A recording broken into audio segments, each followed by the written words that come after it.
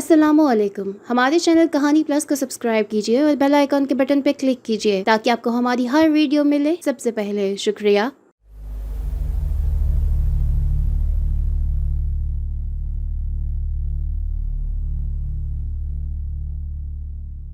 लड़की बहुत शदीद ज़ख्मी हालत में फ़िज़ाई एम्बुलेंस के ज़रिए हस्पताल लाई गई थी। उसके दोस्त अभी हस्पताल नहीं पहुंचे थे। इब्तदाई तिब्बी इमदाद देने वाले अमले ने उसके खून को रोकने की भरपूर कोशिश की थी, मगर वो लम्हा बलम्हा ज़िंदगी से दूर होती जा रही थी। हस्पताल का अमला तैयार खड़ा। लड़की को फ़ौरन ऑपरेशन थिएटर मुंतकिल कर दिया गया। डॉक्टर एडवर्ड मास्क पहने ऑपरेशन थिएटर में दाखिल हुआ और कांप उठा। लड़की एक टीनेजर थी। वो किसी वक्त में दिलकश और ज़िंदगी से भरपूर रही होगी, मगर अभी तो वो बुरी तरह उधड़ी पड़ी थी। उसका चेहरा भी बहुत बुरी हालत में था। यूँ महसूस होता था जैसे किसी रीछ या शेर ने उसे अपने पंजों से बुरी तरह भंभोर डाला था। उसका जिस्म जख्मों से चूर था। वो खून से लथपथ थी। लड़की की नागुफ्ता हालत देखकर डॉक्टर एडवर्ड को ऐसा महसूस हुआ जैसे किसी खून आशाम दरिंदे के हत्थे रुई की गुड़िया आ गई थी और जिसने उसे बेरहमी से नोच डाला था। वो और उसकी टीम ने लड़की का ऑपरेशन शुरू कर दिया। ऑपरेशन के दौरान कई बार महसूस हुआ कि मौत जीत रही है और ज़िंदगी शिकस्त खा रही है, मगर शायद कुदरत मेहरबान थी। 4 घंटों की तवील सर्जरी के बाद डॉक्टर एडवर्ड और उसकी टीम लड़की के ज़ख्मों को सीने में कामयाब हो गए। ऑपरेशन के दौरान उसे लड़की के ज़ख्मों में गड़े दरिंदे के 2 दांत भी मिले थे, जिन्हें उन्होंने बहुत एहतियात से गोश्त से अलहदा कर लिया। उसने उन्हें एहतियात से जाद में महफूज कर लिया। उसे मालूम था कि पुलिस और महकमा जंगलात के अफसरान तहकीक के लिए ये दांत ज़रूर मांगेंगे। लड़की को आईसीयू में मुंतकिल करके जब वो बाहर निकला तो उसे कॉरिडोर में लड़की के दोस्त खड़े नजर आए। वो उसकी जानिब लपके। वो सब एक तवील मुसाफिर तय करके आए थे। सब थके हुए थे, मगर थकन से ज़्यादा उन पर तशवीश और खौफ गालिब था। वो सब यक ज़बान होकर बोले, ईवा कैसी है? डॉक्टर एडवर्ड ने उनको तसल्ली देते हुए कहा, हमने भरपूर कोशिश की है। उसके ज़ख्म सब सी दिए गए हैं, मगर खून ज़ाया हो जाने के बायस अगले 48 घंटे बहुत अहम हैं। ये सुनते ही एक भूरे बालों वाली लड़की ने ज़मीन पर बैठ कर रोना शुरू कर दिया। वो हिज़ानी अंदाज में कह रही थी, ये सब मेरी वजह से हुआ है। मैंने ईवा को कैंपिंग पर चलने के लिए मजबूर किया था। वो नहीं आना चाहती थी, मगर मैं उससे नाराज़ हो गई। ओह खुदाया, ये मैंने क्या कर दिया? डॉक्टर एडवर्ड ने देखा वो 6 नौजवान टीनेजर लड़के और लड़कियां थे। उसे अंदाज़ा हुआ कि ये सब एक कैंपिंग ट्रिप पर गए हुए थे। उसने रोती हुई लड़की के कांधों पर हाथ रखा और कहा, हौसला करो, बाज़ औक़ात हादसात हो जाते हैं। तुम्हारी दोस्त को तुम सब की दुआओं की ज़रूरत है। हम अपनी भरपूर कोशिश कर चुके हैं। अब बाकी के मामलात खुदा के हाथ में हैं। लड़की ने सर इस बात में हिलाया और आंसू साफ करने लगी। डॉक्टर एडवर्ड अपने घर के लिए रवाना हो गया। सुबह डॉक्टर एडवर्ड जागा तो पहला ख्याल उसके जहन में यही आया कि पता नहीं ईवा रात गुजार भी पाई या ज़िंदगी से मौत जीत गई। उसने बेदिली से कॉफ़ी पी और अस्पताल रवाना हो गया। वो अस्पताल पहुंचा और सीधा आईसीयू की जानिब गया। उसके कदम दरवाजे पर ही जम से गए। कल तक जो लड़की ज़िंदगी और मौत की कश्मकश में मुब्तला थी, वो इस वक्त तकिए से टेक लगाकर बैठी हुई थी और ड्यूटी नर्स से बहसों मुबाहिसे में मसरूफ़ थी। उसका चेहरा और जिस्म अब भी पट्टियों में जकड़ा हुआ था। उसे देखकर लड़की बोली, डॉक्टर मैं बहुत भूखी हूँ और ये आपका अमला मुझे नाश्ते के नाम पर जेलो और जूस दे रहा है। डॉक्टर एडवर्ड शगुफ्तगी से मुस्कुराया और बोला, मिस ईवा, मुझे आपका मुआयना करने दीजिए। अगर आपको बुखार नहीं है तो मैं आपको थोड़ा बहुत नाश्ता पेश कर सकता हूँ। डॉक्टर एडवर्ड ने उसका तफसीली मुआयना किया। उसके माथे पर शिकने सी नमूदार हुई। ईवा का टेम्परेचर, ब्लड प्रेशर, दिल की धड़कन सब नॉर्मल थी। उसने पुरसोच अंदाज में उसे देखा और बोला, मिस ईवा, 1 से 10 के स्केल में आप अपने दर्द को क्या स्केल देंगी? 1 बहुत कम और 10 नाकाबिले बर्दाश्त दर्द के लिए है। ईवा कहका लगाकर हंस पड़ी। उसके सफ़ेद चमकदार दांत देखकर एडवर्ड को झुरझुरी सी आ गई। वो चहक कर बोली, डॉक्टर साहब 0, मुझे दर्द है ही नहीं। डॉक्टर एडवर्ड ने हैरत से उसे देखा और कहा, नाकाबिले यकीन, ये कैसे मुमकिन है? ईवा ने कांधे उचकाए और कहा, नाश्ता मंगवाइए, अपना वादा पूरा कीजिए, इससे पहले कि मैं आपको खा जाऊं। डॉक्टर एडवर्ड को उसकी बात ने पता नहीं क्यों खौफजदा सा कर दिया। उसने झुरझुरी सी ली और नर्स को ईवा के लिए दलिया, दूध और उबला हुआ अंडा लाने को कहा। ईवा ने चहक कर कहा, मुझे बीफ, बर्गर और भुना हुआ गोश्त चाहिए। डॉक्टर एडवर्ड ने उसे टोका और कहा, मिस ईवा, मुझे खुशी है कि आप बेहतर महसूस कर रही हैं, मगर मेरी दरख्वास्त है कि आप अभी हमसे ताउन कीजिए। ईवा ने उसे मुस्कुरा कर देखा। उसकी पट्टियों में से झांकती एक आंख और फैली हुई बाछें ان میں سے چمکتے سفید دان پتہ نہیں کیوں ایڈورڈ کی ریڑھ کی ہڈی میں ٹھنڈک کی لہر دوڑ گئی۔ وہ ڈھیلے ڈھالے انداز میں بولی، as you wish doctor. Edward I C U سے نکل آیا۔ اس نے فیصلہ کیا کہ اگر 24 گھنٹوں میں ایوا کی صحت صحیح رہی تو وہ اسے وارڈ میں منتقل کر دے گا۔ اس کا دن بہت مصروفیت میں گزرا۔ وہ ڈیوٹی ختم کرنے سے پہلے ایک بار پھر ایوا کے پاس آئی سی یو میں گیا۔ وہ یہ دیکھ کر حیران رہ گیا کہ ایوا بیساکھی کے سہارے کمرے پہ ٹہل رہی تھی۔ اس نے ہکلاتے ہوئے کہا، ایوا، یہ تمہیں چلنے کی اجازت کس نے دی؟ وہ بے اختیار ہنس پڑی اور کہنے لگی، ڈاکٹر صاحب، میں بالکل ٹھیک ہوں، خدادا مجھے بیمار مت بنائیں۔ ڈاکٹر ایڈورڈ نے اسے سہارا دیا اور بستر پر لٹاتے ہوئے کہا، یو سلی گرل، آہستہ آہستہ تم بہتر ہو جاؤ گی، مگر اپنے جسم کو زخموں سے مندمل تو ہونے دو۔ یہ کہہ کر وہ مڑنے لگا تو ایوا نے بے باکی سے اس کا ہاتھ تھام لیا اور بولی، ڈاکٹر، میں تم پر فدا ہو گئی ہوں، اب تم اپنی خیر مناؤ۔ ڈاکٹر ایڈورڈ نے اس کے جملے کو نظر انداز کرتے ہوئے اسے شب بخیر کہا اور دروازے کھول کر باہر نکل گیا۔ صبح جب دوبارہ ایڈورڈ ہسپتال پہنچا تو پتہ چلا کہ ایوا کے والدین کافی امیر کبیر لوگ تھے۔ وہ جیسے ہی واپس ملک پہنچے تو اسے علاج کی غرض سے کسی پرائیویٹ ہسپتال میں لے گئے ہیں۔ ڈاکٹر ایڈورڈ کو تعجب ہوا، مگر اس نے کاندھے اچکا کر سوچا، یہ اصرار تو اصرار ہی رہا کہ ایوا پر کس خون آشام درندے نے حملہ کیا تھا۔ اس کے بعد ڈاکٹر ایڈورڈ اپنی روزمرہ مصروفیات میں گم ہو گیا۔ دن پر دن گزرتے گئے۔ ڈاکٹر ایڈورڈ اپنی مصروفیات کے باعث اپنے آپ کو بہت تھکا ہوا محسوس کر رہا تھا، چنانچہ اس نے چھٹی لینے کا فیصلہ کیا۔ موسم بدلنا شروع ہو چکا تھا، ہلکی پھلکی برف پڑنا شروع ہو چکی تھی۔ اس نے اپنی گاڑی کھانے پینے کے سامان سے بھری، اپنا اٹیچی کیس تیار کیا اور جیسپت کے نواحی علاقے میں واقع اپنے کیبن میں آ گیا۔ یہ کیبن اس کو وراثت میں ملا تھا۔ گھنے درختوں میں گھرا یہ کیبن آبادی سے الگ تھلگ تھا۔ یہاں بجلی، گیس، انٹرنیٹ کی سہولت بھی نہیں تھی۔ ڈاکٹر ایڈورڈ جب بھی شہر کی مشینی زندگی سے تھک جاتا تو اس کیبن کا رخ کرتا تھا۔ آج بھی جب اس نے گاڑی پہاڑ کے نیچے بنے اپنے گیراج میں پارک کی تو اسے ایک عجیب سکون و اطمینان کا احساس ہوا۔ اس نے اپنا سامان کمر پر لادا اور ہاتھ میں اٹیچی کیس پکڑا اور کچے راستے پر چلنا شروع کر دیا۔ اس کے ارد گرد سرو کے تناور درخت کھڑے ایک عجیب منظر پیش کر رہے تھے۔ درختوں پر ہلکی ہلکی برف باری ہو رہی تھی۔ کہیں کہیں اسے پرندوں کی چہکار سنائی دی یا کبھی کوئی شرارتی گلہری بھاگتی نظر آئی، ورنہ ہر طرف سکوت تھا۔ اس نے سکون کا سانس لیا اور سوچا، خاموشی کی ایک اپنی زبان ہوتی ہے، ایسے لگتا ہے جیسے یہ زبان روح کے در پر دستک دے رہی ہے۔ اس نے تازہ ہوا کو پھیپھڑوں میں جذب کیا۔ ہوا میں ایک عجیب سی تازگی اور تراوٹ تھی۔ نباتات کی خوشبو بھی ہوا کو ایک عجیب سی مہک بخش رہی تھی۔ اچانک اسے محسوس ہوا جیسے کوئی اس کا تعاقب کر رہا ہو۔ اسے اپنا آپ انجان نگاہوں کے حصار میں محسوس ہوا۔ اس نے محسوس کیا کہ جیسے کوئی شاخ کسی کے قدموں سے چٹکی ہو۔ غیر ارادی طور پر اس کے قدم تیز ہو گئے۔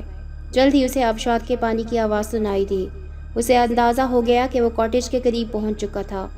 جلد ہی اسے کاٹیج نظر آ گیا۔ اس کے کاٹیج کا ایک حصہ درختوں میں گھرا ہوا تھا۔ اس نے کاٹیج کے ویلکم میٹ کے نیچے سے چابی نکالی اور دروازہ کھولا۔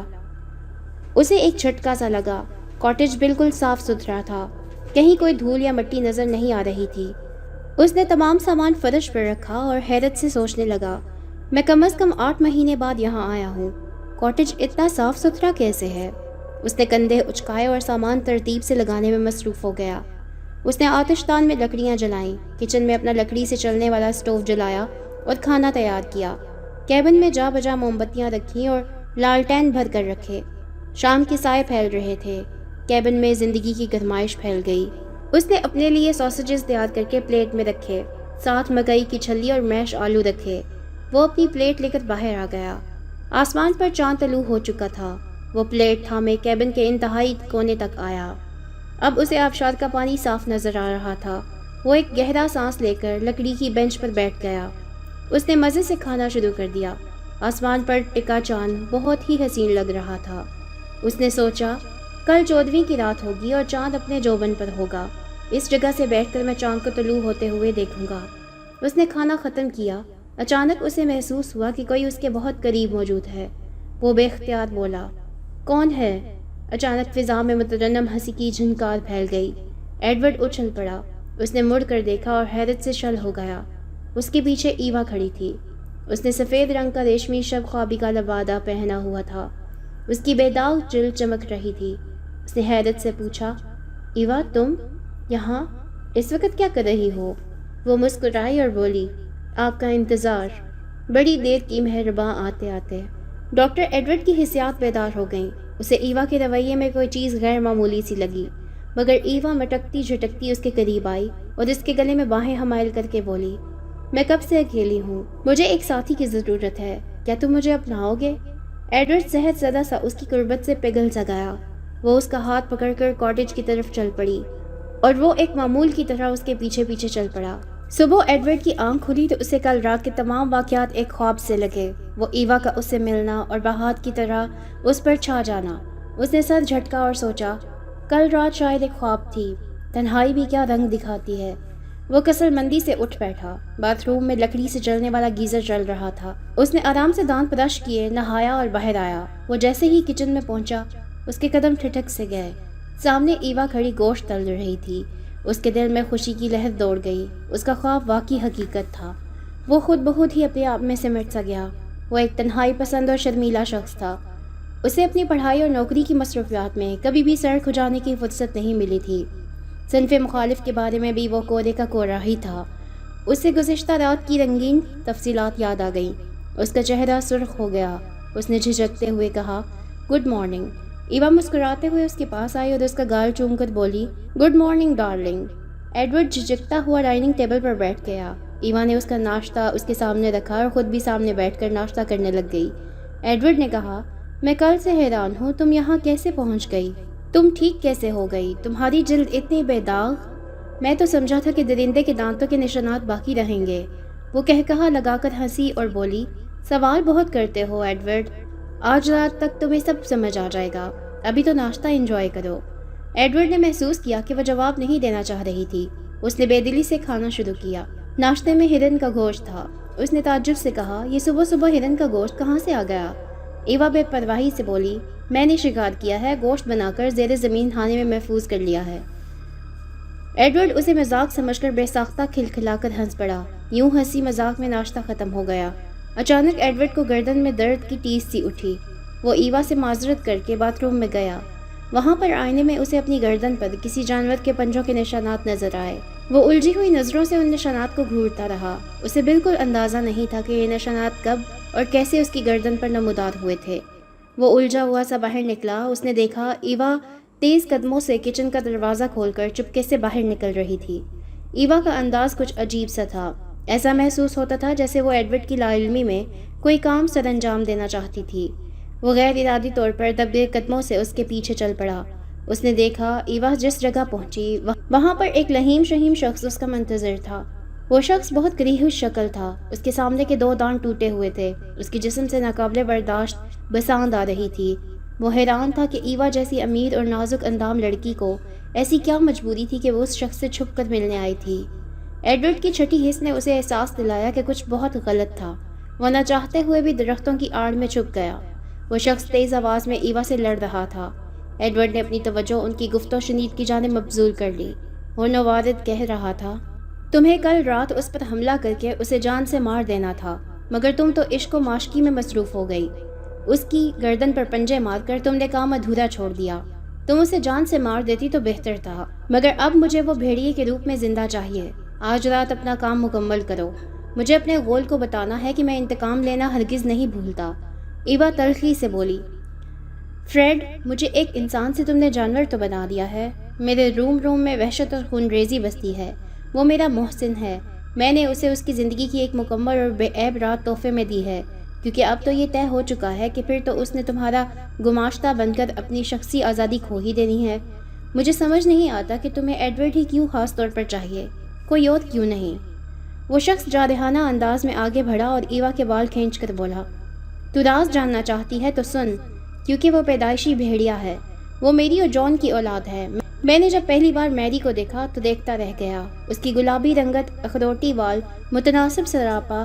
میں نے فیصلہ کیا کہ اسے بھنبوڑ کر قرض کر دوں گا، پھر اسے بھیڑیا بنا کر اپنی مادہ کے طور پر غول میں شامل کر دوں گا۔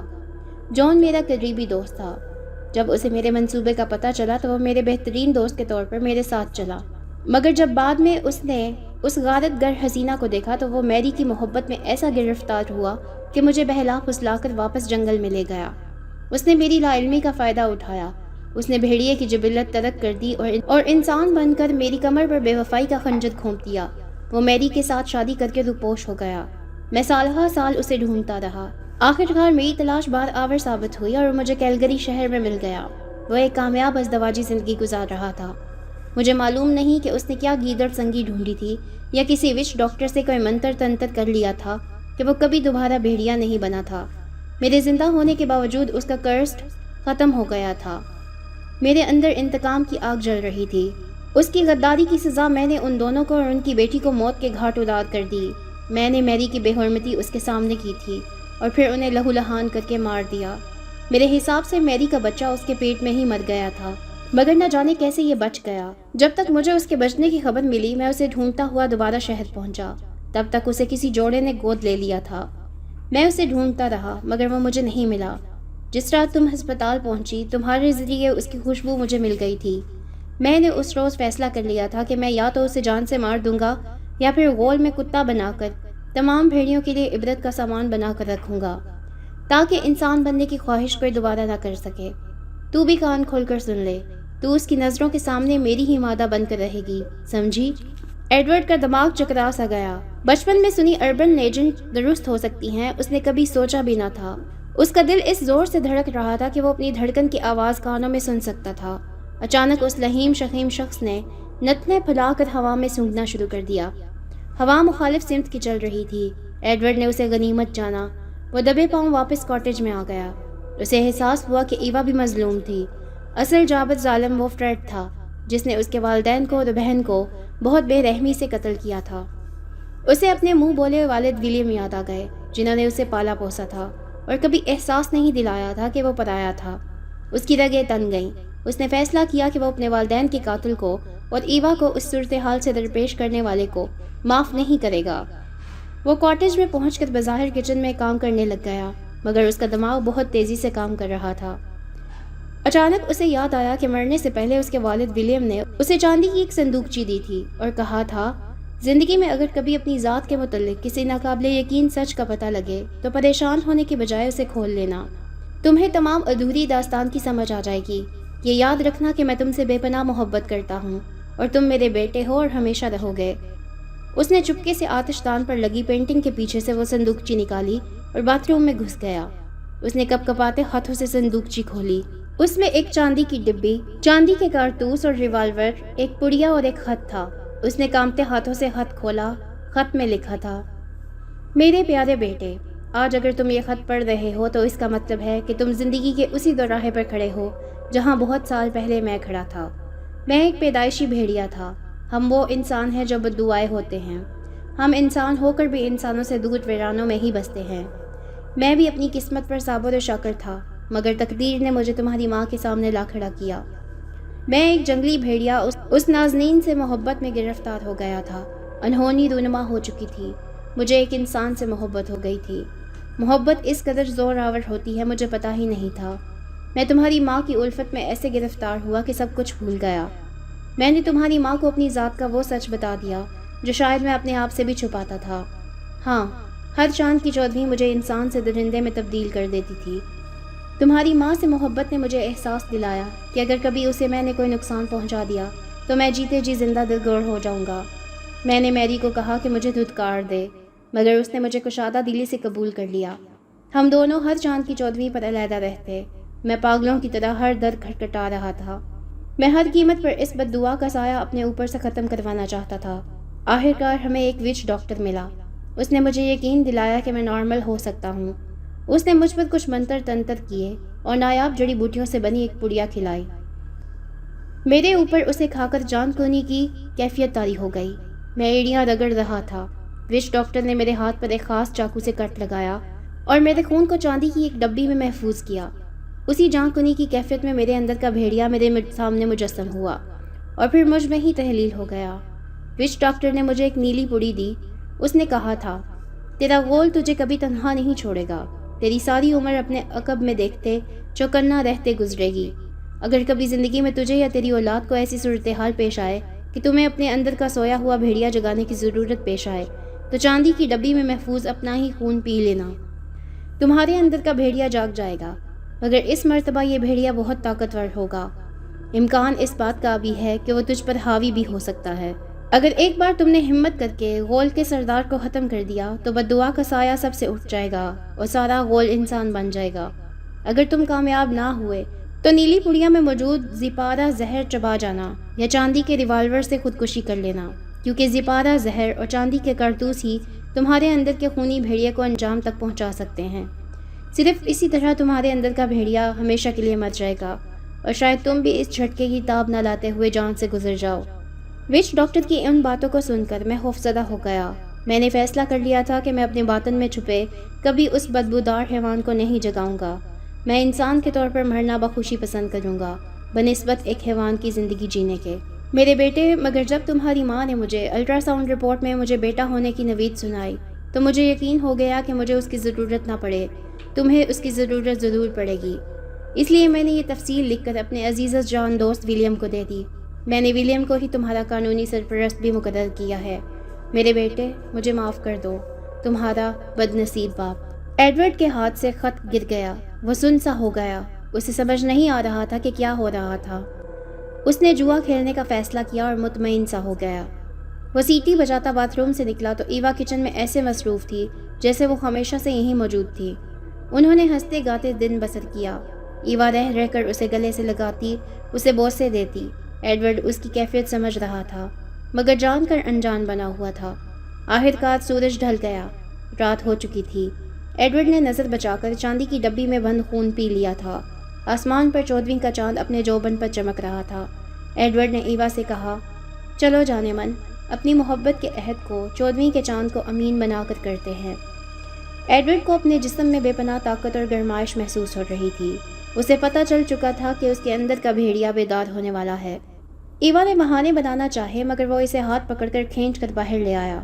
آبشار کا پانی زوروں سے بہہ رہا تھا۔ رات بہت سرد اور خاموش تھی۔ آسمان پر 14ویں کا چاند جگمگا رہا تھا۔ آس پاس لگے چیڑ کے درخت بہت اداس اور تنہا سے لگ رہے تھے۔ زمین نے برف کی دبیز چادر اوڑھی ہوئی تھی۔ ایسے میں دور سے کسی بھیڑیے کے گھرانے کی آواز سنائی تھی۔ ایوا پر چاند کی روشنی اپنا اثر دکھانا شروع کر چکی تھی۔ ایڈورڈ کے جسم میں بھی درد کی لہر اٹھی۔ وہ درد سے اوندا ہو گیا۔ اس کے ہاتھ پاؤں مڑنے لگے۔ جلد ہی اس کے پنجے نکل آئے۔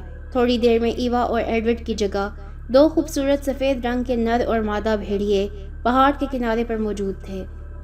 مادہ بھیڑیے نے لگاوٹ سے نر بھیڑیے کا سر اپنے سر سے لگایا۔ اسی اثناء میں ایک بدبودار جسیم بھیڑیا عقب سے نمودار ہوا اور ان پر حملہ آور ہو گیا۔ نر اور مادہ بھیڑیے نے فطری جبلت کے تحت ایک ٹیم بنا لی اور ڈٹ کر اس بدبودار بھیڑیے کا مقابلہ شروع کر دیا۔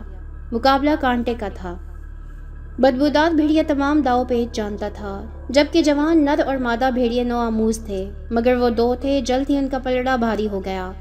بدبودار بھیڑیا اپنی طاقت کے زوم میں ان پر جھپٹا اور اپنے ہی زور میں پہاڑی کے کونے سے گر گیا۔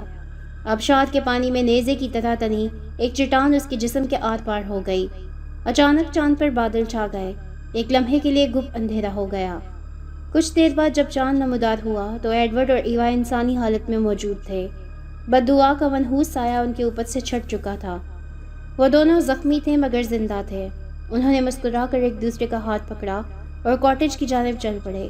آسمان پر ٹکا چاند بھی مسکرا اٹھا تھا۔ انسان نے اپنے اندر چھپے بھیڑیے کو شکست دے دی تھی۔